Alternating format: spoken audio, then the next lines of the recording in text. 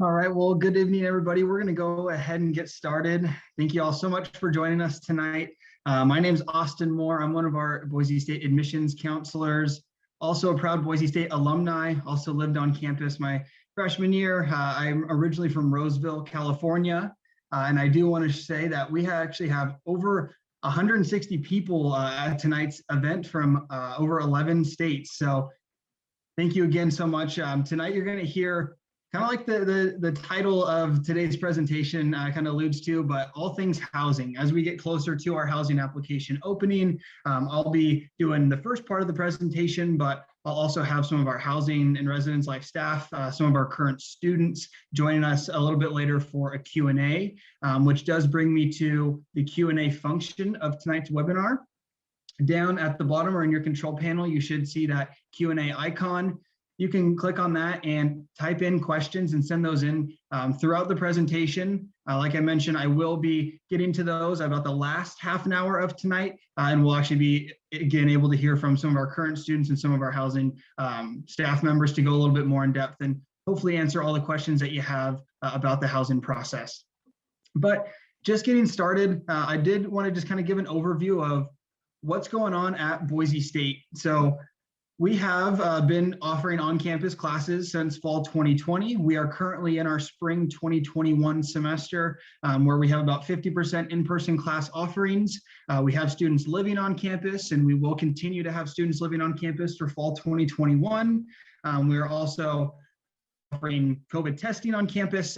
As you can see here in this photo, we are having obviously students still practicing safe distancing, wearing their masks. So we have taken those safety precautions into account, but we are as open as we can be, and we're really looking forward to hopefully for fall 2021 being able to offer even more first year student programming and give students that first year college experience. And I know for me, living on campus really enhanced my first year experience. When I look back on my 4 years at Boise State, living on campus was one of my favorite memories. So again, we'll kind of be covering a little bit about the different options, the rates, the meal plans, transportation, and then any questions that y'all have. So starting off with our intent to enroll, I know a lot of you, all of you have been hopefully seeing those emails about reserving your spot at Boise State, completing your $100 intent to enroll. On the screen, you'll also note that it says due June 1st.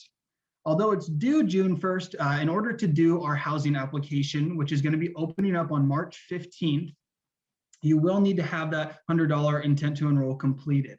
Now, keep in mind that that intent to enroll is also refundable up until June 1st. And I will also, as we get into the housing application and the down payments and the costs, I'll kind of be reminding you of that, but you are able to cancel by June 1 and get that $100 back. However, if you are looking to get that housing application in right when it opens, you will need to have your intent to enroll completed in order to do so. And you can do that at the website on the screen, ite.boisestate.edu, or through the link that we emailed out to you. Now, first, I do want to start with our meal plan options, because when we get into the different housing options that we have, the different residence halls, they're going to incorporate this cost into that total cost that we'll show. So this is going to be the 3 different weekly meal plans that you are required to have as a first-year student. You're only required to have one of them, not all 3. Obviously, you'll get to pick whichever one you think is going to fit best, but just know that if you are living on campus your first year, you are required to have one of these 3 plans. They don't range too much in price, right around that $2,000 range, and that is per semester. So we have 2 semesters out of our year, so it's going to be around that $4,000 mark for the meal plan for the year. But kind of breaking down what those mean, I'm sure that you're seeing some are all access, some have certain meals per week, flex dollars, meal equivalencies. So the meals per week allow you to swipe your ID card and go and actually eat in one of our sit-down dining halls, whether it's the Boise River Cafe or our South Fork Market. That's going to be an all-you-can-eat style or more a walk up and order what you'd like. So you have those meal swipes or the meals per week. The next is flex dollars, which is basically just currency loaded onto your Boise State ID card that you can use at any of our coffee shops, our convenience stores, the different restaurants on campus. And then we also have meal equivalencies, which you can see some of those restaurants that we offer on campus just kind of popped in. So maybe instead of going to the dining hall, you wanted to go to Panda Express or Subway or Chick-fil-A, Papa John's, you could use that meal equivalency and not lose one of your meals per week, but then get whatever the restaurant's meal equivalency is for that day. So it might be a 6-inch sandwich, chips, and a drink. If that sounds good, then you can use one of your meal equivalencies towards that. So that is just kind of a small glance. You'll hear a little bit more about meal plans as we get closer to the start of school, like during your orientation, but just know that you will pick one of those three, with the Orange 14 being our most popular, and that's the cost that we've put into the housing rates that we'll go over in just a second. Now, before we hop into our residence hall options, we do have that QR code down on the bottom right hand of the screen. Feel free to scan that. That'll actually take you to download the Boise State app. Some of you might have it, so it might just take you to the app, but we have a great virtual housing tour built into that Boise State app. So if you wanted to follow along or check out the different 360 videos and the floor plans of the different residence halls that we offer, that's a great way to do so. And that app's kind of nice because it'll link you into your My Boise State and things in the future. But before we dive into breaking down the different floor plans, I want to just kind of give a general layout of campus. And especially those of you who maybe haven't done a virtual tour or an in-person tour, maybe haven't even seen campus before. This is kind of our aerial view. And the way we're kind of broken down is right here in the middle, right between these two buildings. You can also see our little Friendship Bridge going over the Boise River. So this is our main campus, but right here in the middle is our quad. So over here on the right-hand side of the quad, we do have quite a few of our first-year housing options. Over here, Taylor, Kaiser, Morrison, Driscoll, Chaffee. It's really close to the Extra Mile Arena and the Albertson Stadium, where our basketball, gymnastics, football team all compete. And then it's pretty close to the Student Union building as well, where we have Starbucks, Chick-fil-A, Subway, Moe's, Tree City Smoothies, the Boise River Cafe.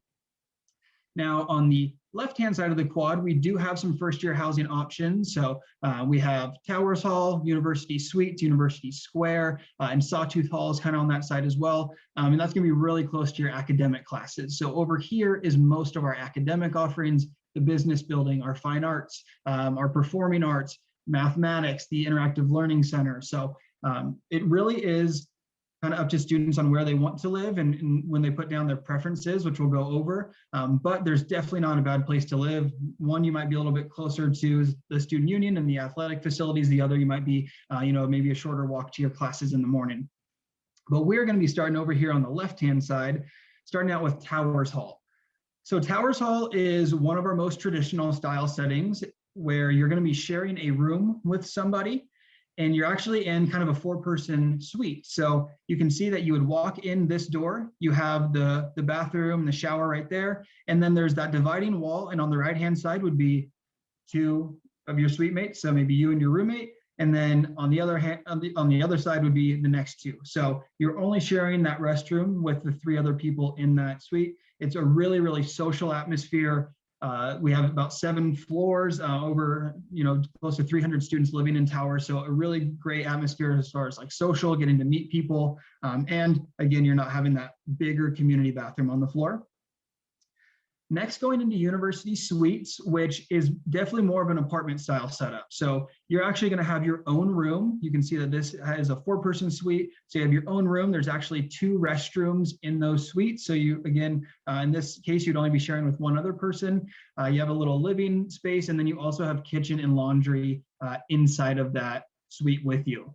You are, again, still required to have a meal plan, even though there is a kitchen in there, but that is going to be a little bit more of our apartment style setup for our first-year students. Then a pretty similar option and located right next door is University Square. University Square has 1 double room in there, and then also the single option. So although not everybody is having their own room, the doubles are good size. And again, you're only having to share that bathroom with the 2 other people in that suite, kitchen and laundry included. And if you have been looking over at the left-hand side, those prices, like I mentioned earlier, do include that meal plan. So that would be the price, around the price for the year. And that's not set in stone, but that's kind of just putting in our middle of the line meal plan into there. We also have the Honors College in Sawtooth Hall, which is our newest residence hall. This was finished in 2017, so absolutely beautiful. It's definitely something that catches your eye when you come to the campus. A little bit more expensive, but you're living in a newer facility. Some of you might have applied to the Honors College, and just know that as an Honors College student, whether you're a first-year student, sophomore, junior, or senior, all Honors College students have the option to live in this residence hall. And with the Honors College, if you're maybe on the border of thinking about applying, or maybe you've started, just know that we are coming up pretty quick on February 15th, which is our Honors College priority deadline and their priority scholarship deadline. So in order to apply to the Honors College, it will be a few extra admissions materials that they'll need. I definitely recommend checking out the Honors College website. They'll kind of list out how to apply. But again, if you live there, then you have the option. Or if you just want to live in that newer building, the other half of that is just called Sawtooth Hall, which is open for all first-year students as well. Same kind of style setups. As you can see, some of them have 2 bathrooms, 4 individual rooms. We also have a couple suites where it's double setups, or it's just you and one other person. So when you're, again, looking at Sawtooth, just know that it's not all just single suites. There are a couple of double options, but again, you're only sharing that bathroom with maybe 1 person to 3 other people. And this actually this building houses our second dining hall, the South Fork Market. And then we have Kaiser and Taylor Hall. I actually lived in Taylor Hall my freshman year, absolutely loved it. These are suite styles where you have your own room, you'll have a common living space, and then you'll have a bathroom that you'll share with your suite mates. These can be 4-person or 8-person suites. I actually lived in an 8-person suite, so I had 7 other roommates, super social, absolutely loved it.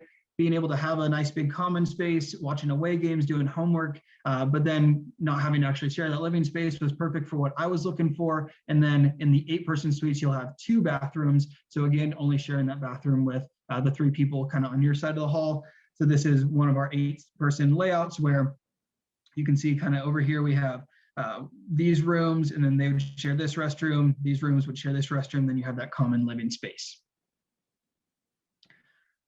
Moving on to Driscoll and Morrison. So Driscoll and Morrison are going to be located right next to Taylor and Kaiser. Again, kind of closer now over to the athletic side and the Student Union building. These are absolutely beautiful halls. They're some of our older, but architecture-wise, again, they're really beautiful brick buildings where you'll have suites or wings. It can be a double room or a single community bathroom, but you'll have about 8 or 12 students per suite or per wing of the hall. So a little bit kind of in the middle of, you might be sharing a room, that community space on the floor, but awesome location. And again, 2 different options when you look at Driscoll and Morrison. There are single and double rooms. And then we have CHAFFEE Hall, which CHAFFEE has 3 different wings attached to it. So there's A and B, and then D wing. A wing and B wing are going to be set up the same, where you'll have a community bathroom on the floor, community living space on the floor, about 50 students per floor, and then you'll actually be sharing a room with another roommate. So kind of this right-hand floor plan, that's going to be CHAFFEE A and B. The only difference between D wing is you're still going to be sharing a room, so it's that double option, but you'll have kind of a Jack and Jill bathroom to the suite next to you. So again, still sharing a room, a little bit bigger because you do have that conjoined bathroom compared to having a community bathroom on the floor. But that is truly the only difference between AB and D wing. D wing just has those conjoining bathrooms. CHAFFEE is an awesome location. Also, about 450 students live in CHAFFEE. It has one of our convenience stores called the Pod located right there that works with your meal plan. So it's kind of nice to be able to walk down there. A lot of students that live on campus will go utilize the Pod. And actually one of our students that's going to be joining us a little bit later lived in CHAFFEE. So again, we'll be able to kind of share our perspective, answer any questions that you have about it. And then within our different residence halls, so kind of the ones that we've gone over, we also have what's called living and learning programs. So students can choose to live inside or live in a living learning program, and maybe it's around with students of their same major, maybe it's around maybe our Bronco Fit, where maybe you want to be a little bit more active. So with a living learning program, you're actually going to have a faculty or residents living in, and then we have different majors. So we have a College of Business, College of Arts and Sciences, Engineering, Bronco Fit, Leadership. So again, you're still living in our first year residence halls, but you're going to be living on the floor with students that maybe have your same academic major. You'll maybe even have a professor living on there with you. So just kind of a nice opportunity to not only meet people within your academic area of interest, but also have the perks of being able to get some questions answered from a professor, or maybe have some inside info your first year getting some study groups together. So I'm going to play a quick little video about our living learning programs, and then we'll kind of jump into the housing application.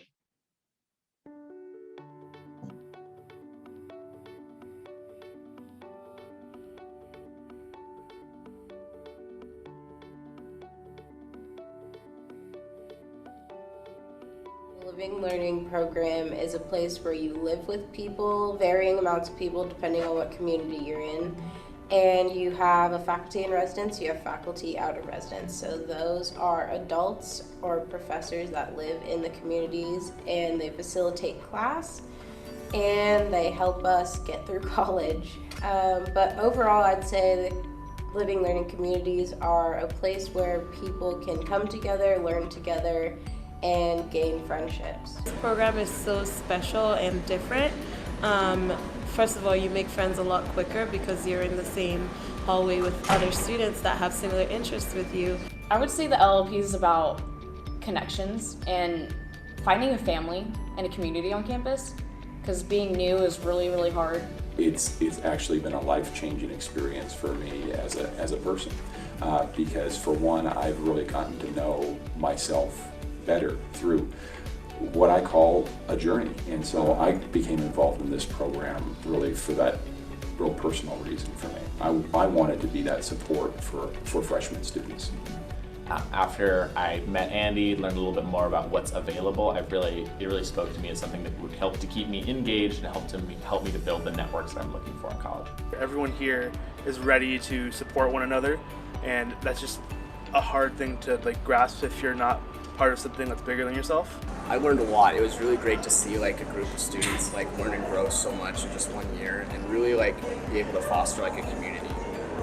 So it's hard to exactly quote what I learned. It was more the experience that I had is definitely going to live with me for the rest of my college career and my life. Getting outside of the dorms and outside of campus and being able to hang out with people that I never would have hung out with before was probably one of the coolest things I've ever done. You have to do all these cool things that you don't get to do your freshman year if you're not in a living learning community, basically. I think the float was that bonding experience, and then you get to talking when you're on a raft with 2 other people. It was really cool to get to know everyone and be a part of that involvement and being a part of building that community with each other. And that's something that I still remember now, and something I probably won't forget moving forward either. There are several different layers of support, which I think is very hard to get in a different experience. Someone asked, oh, you're a part of an LLP, how is that? I'm like, it's cool, it's great, I live with a professor. I'm like, wait, you live with a professor? Being able to talk to them and really understand what they love to do, because they do it every day, was just fascinating, because you don't meet people every day that love what they're doing, but these people do. As a faculty in residence, I help students to create connections to their future major, to the on-campus community, the local Boise community, and I refer to it as Adulting 101.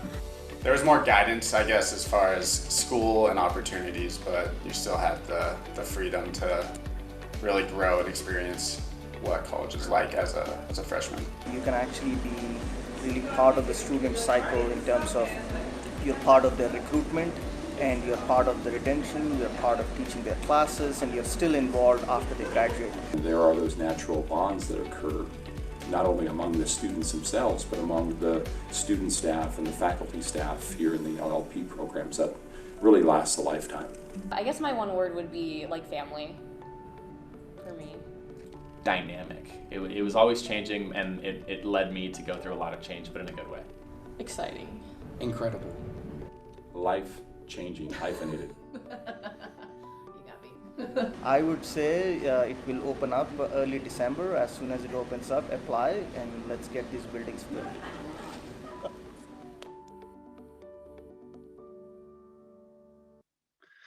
Awesome. So I love kind of getting to hear about the LLPs from current students. So again, these are the different communities that we offer. So like I mentioned, some around major, some around Bronco Fit, leadership and engagement.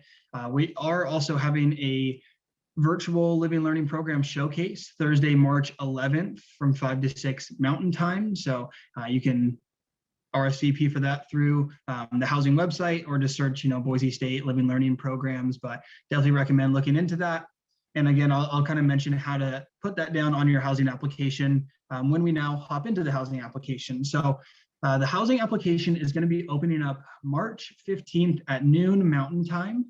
So just know if you're, maybe coming from the West Coast, that's going to be 11 Pacific time. If you're joining us from the Eastern time zone, so just kind of know to keep that in mind, because it is going to be a first come, first served application, meaning the earlier that you apply and get your housing app in with your preferences, the more likelihood you'll have of getting your top choice on where you'll be living your first year. So again, if you come out of this with anything, just remember this is going to be opening up on March 15th, and you do need to have your intent to enroll completed in order to apply.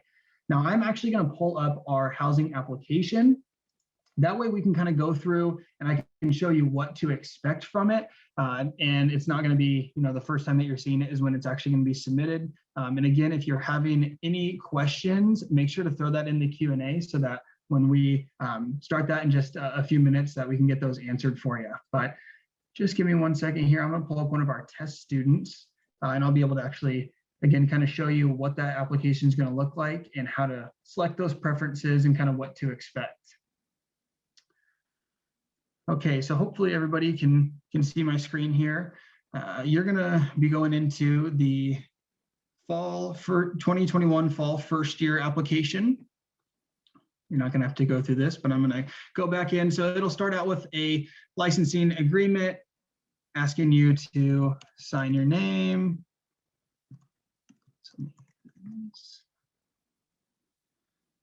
And then once we get into here, it's going to ask for a little bit of information as far as your phone number, your email, and then kind of some preferences on your housing. So whether it's gender inclusive, if you want to be a part of a living learning community, like we just mentioned, and then also what style of housing that you prefer. So if you want to live in, maybe university suites, or you want to live in Taylor Kaiser, then you're going to want to put down, that your preference is to live in a single room. You can even go between a 2-person suite or a 4-person suite, or no preference if you don't have one. And then it's going to ask you a couple more, as we go down, what would be preference 3, preference 4, whether it's single, maybe your last preference is the double if you really don't mind living in a double room. So just know that if you are wanting to be placed into a suite, you're going to want to put down that single room as your preference. It'll ask a few other questions, just kind of about your background.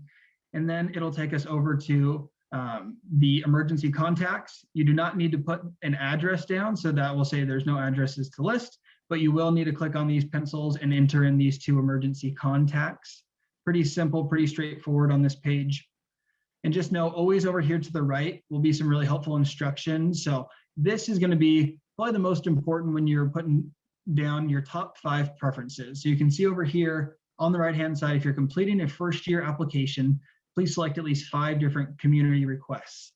So this will let you first put your first choice. We're obviously going to be doing first year communities.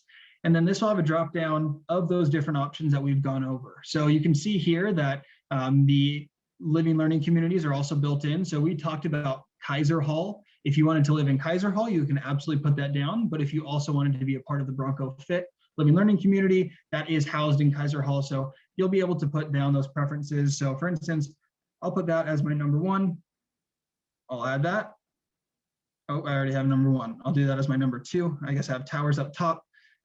So then that's been added up to my top list, and you'll continue to do that for your top 5. So just make sure that you do have those 5, because that's gonna, if the first 2 are full, if the housing application comes in a little bit later, but then at least we have those top 5 preferences. If we don't have any preferences, then it's just gonna be whatever we have available. So make sure that you put in those top choices. And then once you hit continue, that'll truly be it. That'll have you submit the application. And that's actually going to lead me to kind of our next steps. So obviously that's just the actual applying for those community assignments. But with the dates afterwards, you can see March 15th is when it opens.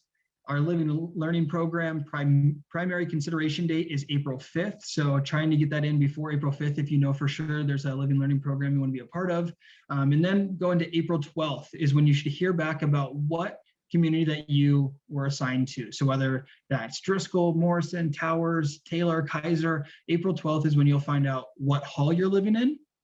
Then April 26th is when our roommate matching is going to open. And I know I've been getting a lot of questions about how do I match with a roommate? So you'll get to create a profile through your housing portal. And it's going to be through something called My College Roomie, where you'll actually get to create an account. You'll get to then see who's going to be living in that building with you, and you'll get to mutually select your roommate. And you can see that the roommate matching doesn't close until May 17th. So you have a few weeks to go in, maybe read some other profiles that are similar to yours, maybe connect through social media. Maybe you find your roommate and you want to hash out the details of who's bringing a fridge, who's bringing a TV. That's what we recommend doing. And then you can mutually select each other within that housing portal and through My College Roomie, and then that'll room you in the same suite, the same actual room together, depending on your community assignment. If you know somebody who's coming to Boise State that you want to room with, then you can also find them in My College Roomie. If you can't, then you can always email our housing office and they can let you know about accommodating and getting you two matched up. And then June 1st is when you'll actually receive your room assignment. So that's when you'll know your roommates, you'll know what hall you're living in, and you'll know your specific room. And then I mentioned earlier that June 1st is also the first day to get your intent to enroll, that $100 refunded if you end up not coming to Boise State. June 14th is the last day to get your housing refunded. So with the housing application, it is a $50 application fee, which is non-refundable, and a $100 refundable down payment. So if you were to cancel your intent to enroll and your housing before June 1st, and you could get 200 of the 250 refunded, but you do have a little bit longer to cancel housing. But I recommend, if Boise State's even a top choice, trying to get your intent to enroll and your housing done when it opens in March, and then you know that you have at least until June to get that canceled if you end up attending somewhere else or not coming to Boise State. And then the last thing I want to touch on before I invite our other panelists up for the Q&A is just transportation. With transportation, you can see here we have one of our shuttles. So we have a blue line and an orange line shuttle on campus. The blue line circulates Boise State's campus. It can pick you up maybe at the Student Union building, drop you off at University Suites, or maybe a class at the Micron Business building. And then our orange line shuttle will pick you up from campus, and that circulates into downtown. So we are about a 10 to 15 minute walk from downtown Boise, from the state capitol, from great restaurants.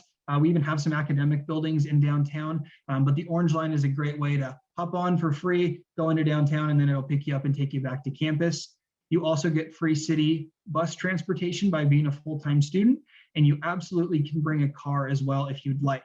You will have to buy a parking pass, which will be a little bit of an extra cost, but you are able to bring a car as a first-year freshman.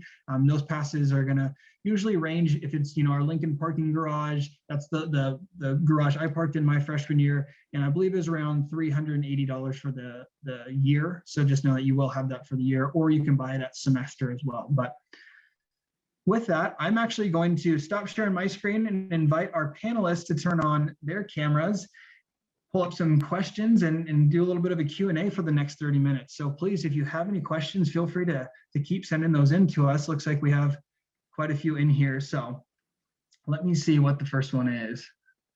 How do you know how many roommates, suite mates to get if you don't know if you're in a suite or a traditional room? Also, how about before we answer these questions, I'm going to have our panelists introduce themselves. So we'll start with Adam from our housing office. I'll let him introduce himself. Hey everyone, my name is Adam Apperson. I'm the Associate Director of Housing Operations here at Boise State. I've been at the university as a professional staff member for, 8, almost 9 years now. And then prior to that, I was a student. And prior to that, I'm a born and raised Boisean. So I've been coming to campus since I was a kid, and I get to do that with my daughter now, which is pretty cool. And I can't wait to hear what kind of questions you guys have for us. That's it for me. Awesome. Linda, do you want to go next? Yeah, I'm Linda Teak. I'm the Associate Director for Residence Life, and I've been at Boise State for a little over a year. Grew up in Colorado, so I heard there might be a Colorado person on the call, and worked in San Francisco at San Francisco State and in Ohio. So I know we've got some folks from all over. Love to talk to you about housing. Been working in Residence Life for over 20 years. So been there, seen a lot of crazy stuff, always have a good story, and I love talking about what it means to go to college. Awesome. Thanks, Linda. Stasha, do you want to go next? Yeah, sure. Hi, my name is Stasha. I'm originally from Beaverton, Oregon. I'm a senior graduating this spring. I'm a communications major, business bridge to career minor.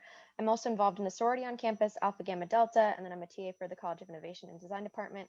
When I was a freshman, I lived in Sawtooth in a 4-person single, and I was also involved in the College of Arts and Sciences Living Learning program. Awesome. And then Eric. Everybody, my name's Eric. I'm currently a senior here at Boise State. I'm studying marketing as part of the College of Business and Economics. I'm originally from Orange County, California. I'm sure we have a lot more of you inside of this room today, but I've absolutely loved my time at Boise State. I'm currently involved in Greek life as well as the fly fishing and snowboarding clubs. Absolutely have loved both living on campus my freshman year, as well as just the experience that I've gotten from being here in Boise. So yeah, happy to answer your questions. Awesome. Yeah, and I'll make sure that we hear from all of our panelists, but kind of going back to that first question of, how do you know how many roommates to select if you don't know if you're in a suite or traditional dorm? Adam, will they know before roommate matching what they're in?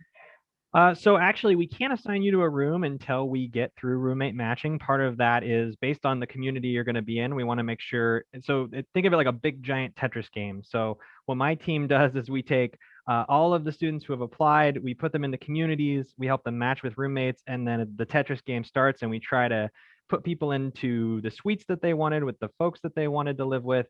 And it's kind of a big moving puzzle that we get to solve every year, which we actually really enjoy. So when you log into My College Roomie, you're actually by default going to be able to match with one other roommate to start with. If you want to exceed that cap, you can contact our front desk and we'll have you jointly send a message to our front desk with that other desired person or persons. At that point, you'll have a little quick conversation with our front desk, because what we don't guarantee is that we're going to be able to cleanly match up groups of that size. So that's why we start out limiting you to just match with one other person, because that Tetris game gets easier when we're moving twosomes around. And when we get up to 3-4 people who want to live together, it can get a little trickier depending on space. So that's how that game works. And we work really, really hard to get as many of you living with the desired roommates as we can. Awesome. And just kind of scrolling through, I saw a few of you had questions about that, if I know more than one person. So thanks, Adam. I think that addresses quite a few. I saw the question of, I was accepted into the honors college. How do meal plans differ with this? I can really quickly take that one. It's actually not going to differ. So you'll still pick between one of our three that we mentioned. All first year students will. Perks of being in the honors college, you do have that, like I mentioned, the South Fork Market actually in that building. So you have some food right there, but yeah, same, that orange, the basic orange, basic blue, or the big blue. So you'll pick one of those three. All right.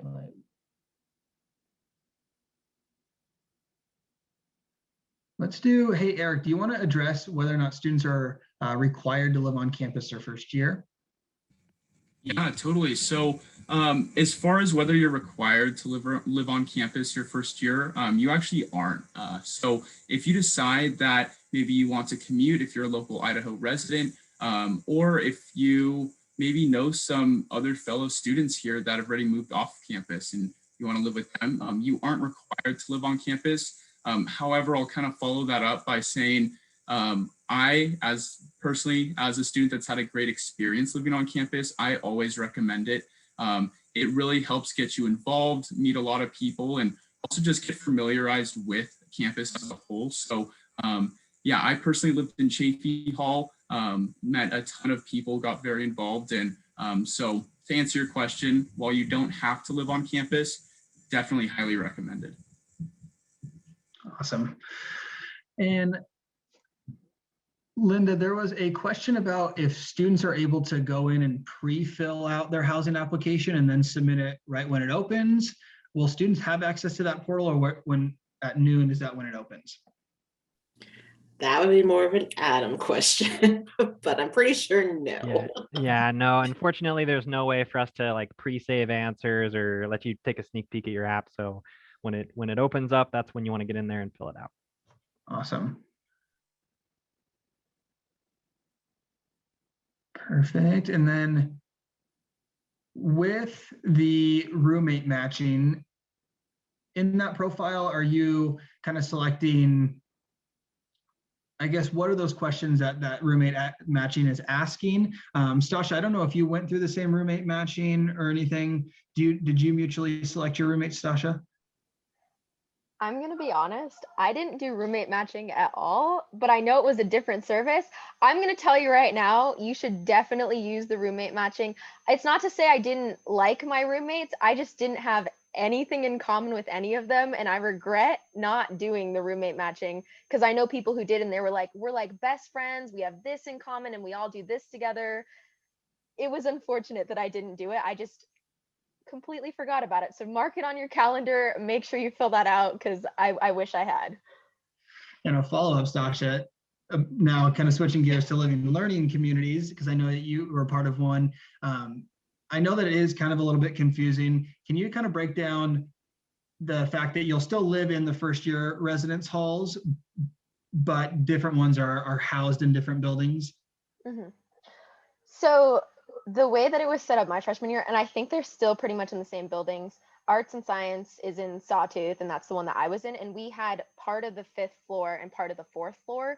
So walking into Sawtooth, there's like 2 main elevators. And when you go up, it would be on that end of the 5th floor and the 4th floor. So all of those people are taking a 1-credit class with you. And then your faculty and residents, we had 2 for mine. And my teacher lived 3 doors down from me, and the other teacher lived right below on the 4th floor.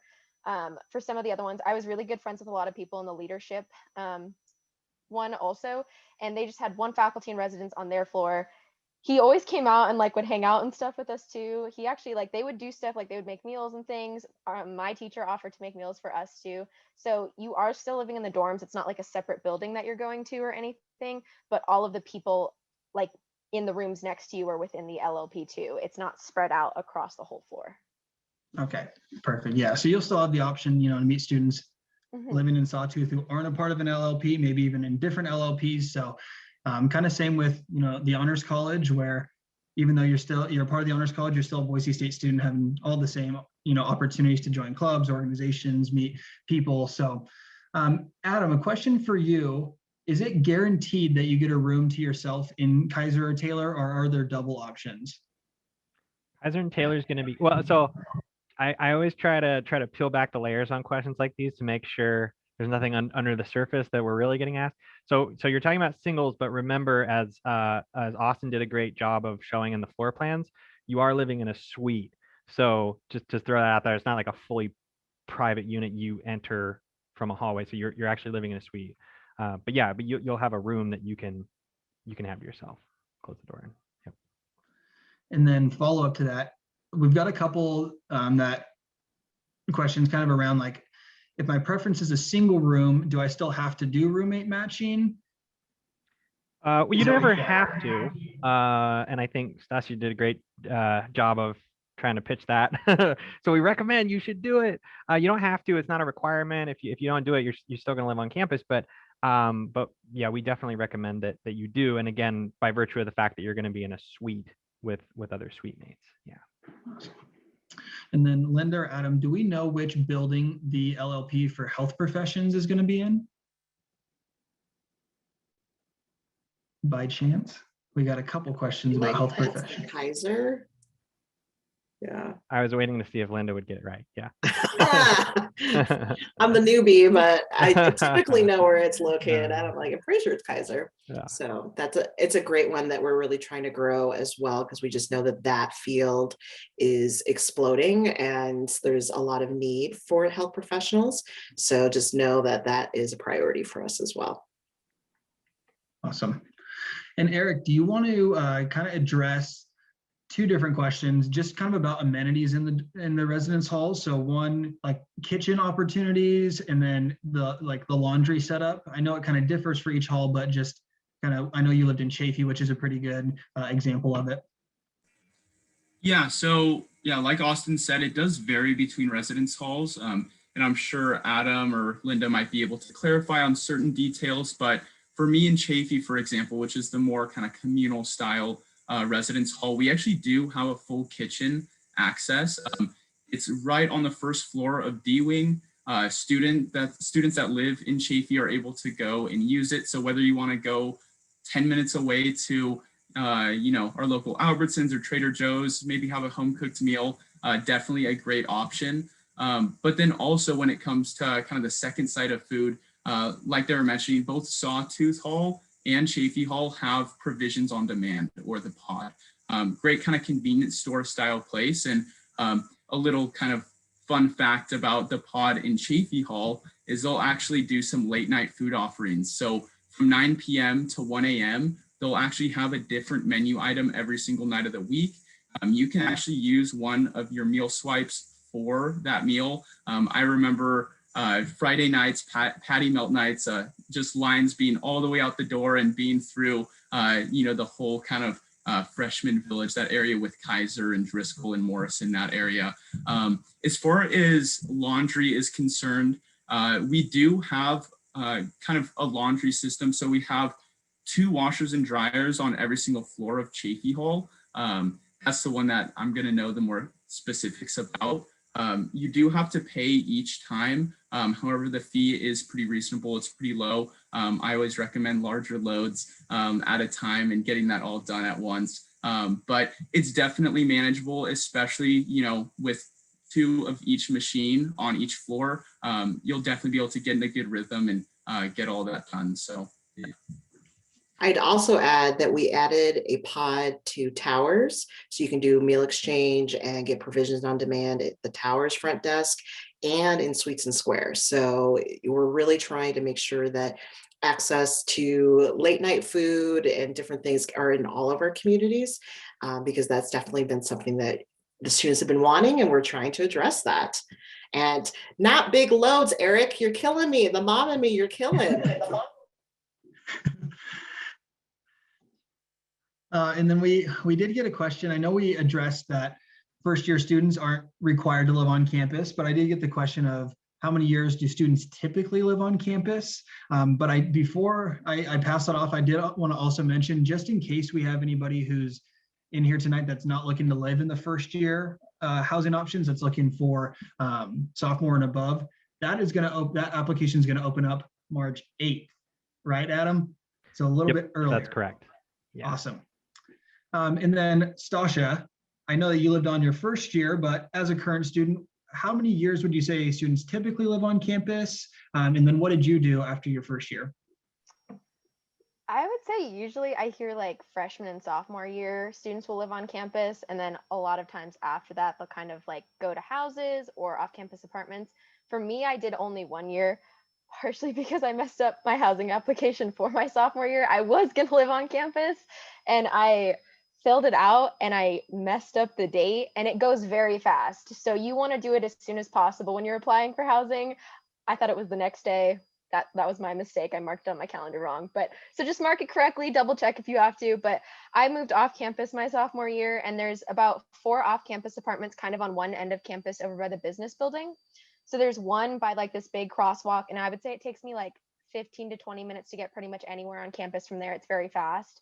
And then the green belt, I'm guessing a lot of you guys probably have seen it, or if you don't, you can always go to the campus map, and it spans along campus about 26 miles. There's 3 apartments kind of all sitting right over there, and you can walk on the green belt to campus about 15, 20 minutes anywhere as well. They're all different price points and kind of room styles. For the most part though, 4-person room, you would have your own room, own bathroom, and then you're sharing a kitchen, and then you have washer and dryer within the unit as well. So it is a nice option if you want to stay close to campus. I've really enjoyed it. It's easy walking to class. Awesome. Yes, but yeah, just know that we do offer sophomore and above housing. So if you love your experience, want to, live on campus for all 4 years, and you absolutely have that opportunity to do so. I've been getting a couple questions about Honors College, and Adam, you might be able to help. For students who are accepted into the Honors College already, are they automatically into the Honors College Residence Hall or Sawtooth? That half of Sawtooth Hall, or do they still need to put that as their top preference? They still need to put it as their top reference. So one thing that's kind of nice about the Honors College is that experience is really curated by a team of people who run the Honors College and work really closely with you as an honors student. And they're going to be on you to apply for housing. We still encourage you to apply early, and yes, you still need to put it as your top preference. And again, trying to peel back layers on questions like this, just to make sure I'm answering maybe some of the underlying ones. Not every honors student chooses to live in the Honors College, and that's okay. If it's not your flavor, we have students who live all across our campus in all different residence halls who are honors students. So yes, it's obviously called the Honors College Residence Hall for a reason, but you can also live in other halls as well. Awesome. And Sasha, Eric, I know you both mentioned that you're a part of Greek Life. I myself was a part of Greek Life. Do you mind, Eric, do you mind just kind of going over what it's like going through recruitment that first year? Is Greek Life big on campus? Are you still living in your residence hall your first year? Just kind of breaking that down. Yeah, totally. So compared to some other schools, you might consider Greek Life here a little bit untraditional. Greek Life is definitely still a very, very fun thing and a great way to get involved. But something I always like to say is it's definitely not a requirement to get involved. A lot of people might feel like when they're going into college that they absolutely have to join Greek Life or they won't meet anybody. I think if I hadn't have joined Greek Life, I think I still would have kind of made that family connection with my floor.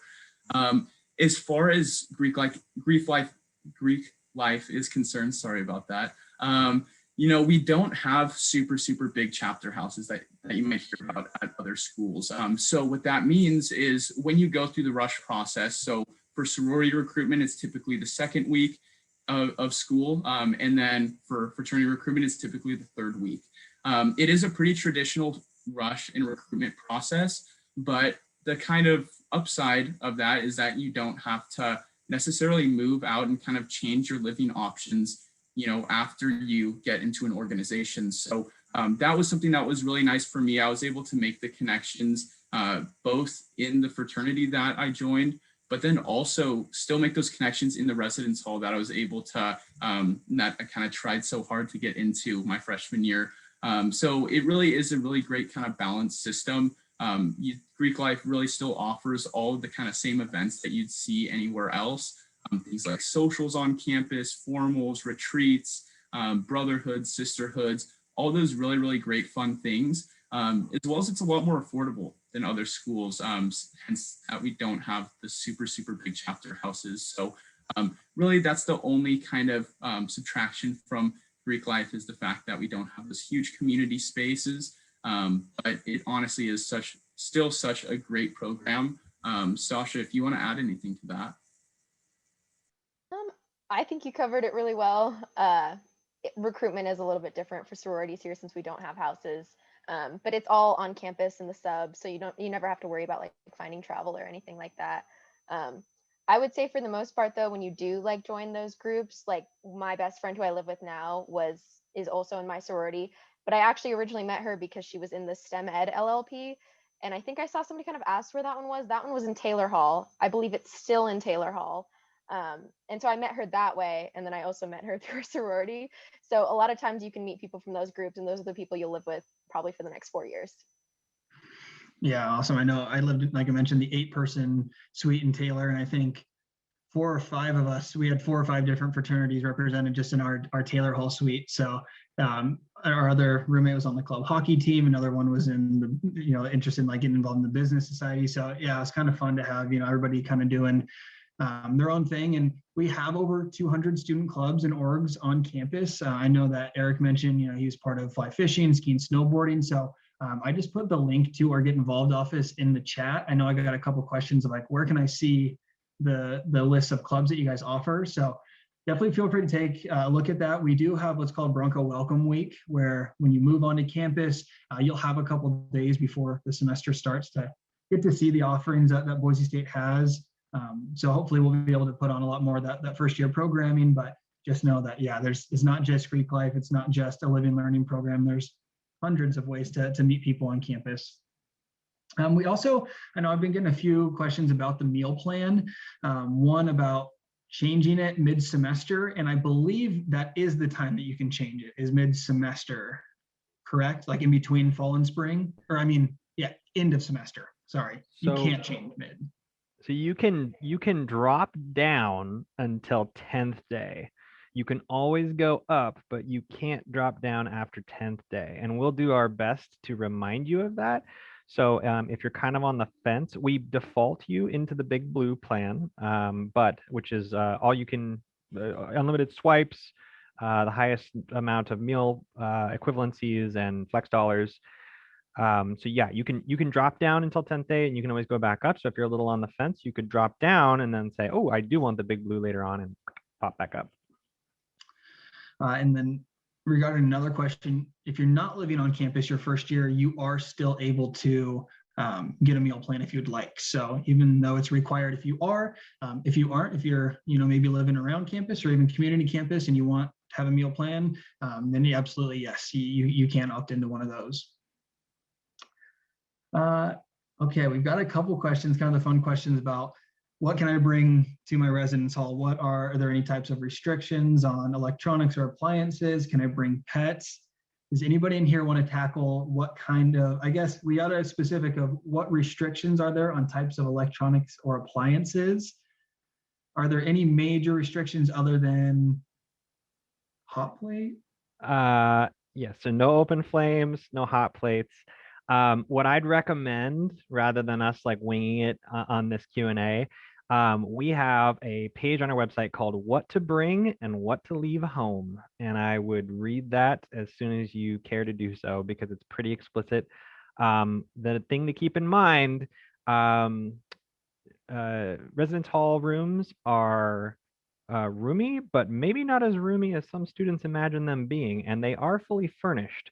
So your 80-inch plasma may not be the best choice. But so look at your floor plan, look at the room and the suite you're going to be living in, coordinate that with your roommate, read that What to Bring and What to Leave Home page.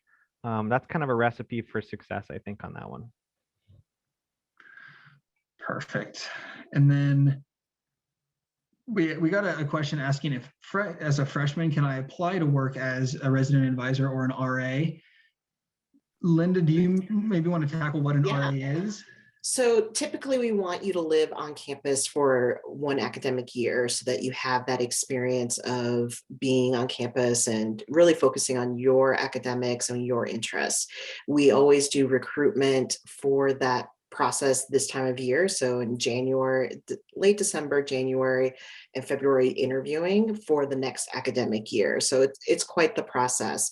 But there's some other ways to get involved, like hall councils are great leadership opportunities. But then work opportunities, we have desk assistants, and that's a great way to kind of dip your toe in the residence life field, helping students, getting to know students, being a good resource, and make a little money while you're here on campus. Awesome. And then Adam, correct me if I'm wrong, if you know that there is somebody that you want to live with, you want to try to make sure to have your housing applications maybe submitted around the same time and look pretty similar to make sure that you get placed in that same hall. Because is it harder for if they get placed in different halls to try to pull somebody together?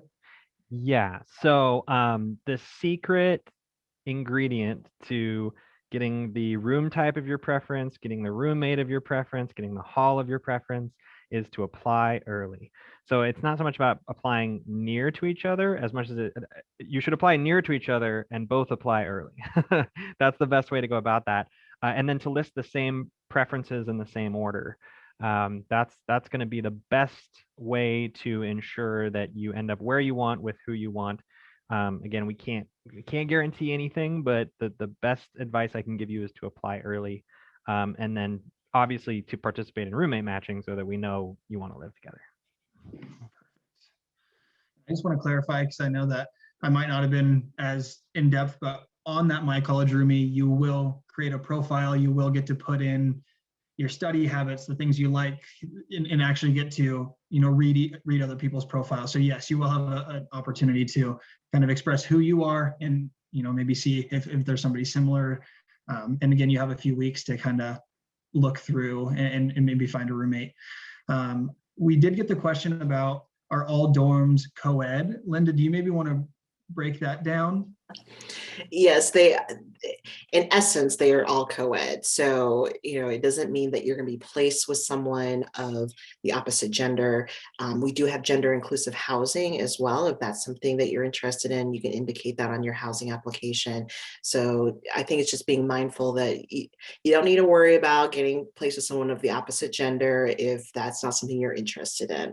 But we do have gender inclusive housing. And yes, you could have people down the hall from you that are completely different from you and have different interests and be a different gender. And, it's part of the college experience. Awesome. And then I've been getting a few questions about, like which is the most social hall? What's the best place to live? I know that, they're all great, but it depends on what you're looking for. And so, if you are someone, and I would always tell students this, if you're someone who struggles to maybe meet people and you want to meet people, I would encourage you to live in more community style housing like CHAFFEE and Morrison Driscoll, because you can kind of retreat to your space, but you're gonna run into people.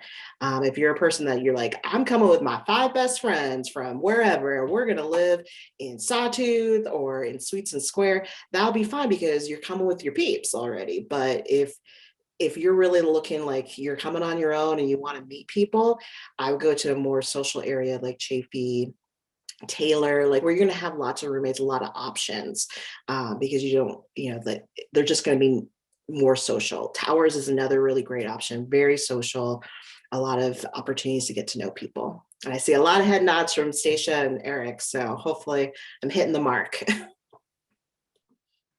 Perfect. And then I know this is a question that primarily working with out-of-state students that I get a lot, but for students who are coming from out of state, maybe from a state that does a lot of college credit earned while in high school. I know that, yes, we do still consider you an incoming first-year student, but Adam, this might be a good question for you. For students, even though they might have, their associates done while in high school, but maybe they're still 18 or 19, is there a way to petition to live in sophomore and above if you'd like to, or is first-year housing, for students categorized as an incoming first-year student? Sure. So there's a little bit more to the variables there than just credits or age. So we kind of mash both up. So sophomore and above housing applications are available to those who are 20 years of age or older, or who have sophomore standing, meaning you've acquired at least 26 credits on the books, and recorded those with us, whether by transfer or here, and be 19 years of age or older, or have lived on campus for at least 1 year. So if you've lived on us with us this year and maybe you didn't book 26 credits, but you've lived here, then we're going to elevate you. And we don't typically cross those lines too often without some kind of unique circumstances. And if you have something like that, you can definitely reach out to us. But yeah, that's kind of the demarcation that we try to use there. Awesome. Appreciate that. Okay, well, I know that it's about 8 o'clock, so I want to be conscious of everybody's time. We had some awesome questions, but I do want to share my screen one more time just to throw up some contact info. That way, if you didn't get your question answered tonight, or you think of something in the next day, week, month, feel free to always, if you have housing specific and you want to contact our Housing and Residence Life office, if you want to take a photo of their contact or make a note. Also, just another reminder, March 15th, noon Mountain Time, first come, first serve, housing application. You need to have that intent to enroll completed. And then also, feel free to connect with us through social media. I know we have a bunch of different accounts. These are our admissions ones. We do have our admission contact down there at the bottom, our email, phone number. So feel free to connect with our office if you have any questions about admission status, maybe intent to enroll that we can help with. I can always point you in the right direction. Then if you haven't already, if you haven't started working with your admissions counselor, there is a QR code and also the website to connect with us. Like I said, we all work with students coming from different parts of the country. Hopefully that kind of got some questions answered for you. We will have another one of these a little bit closer to the opening of our application on March 8th. But again, let our office, let housing know if we can help with anything. But with that, again, thank you all so much for coming. Have a great rest of your night. And as always, go Broncos.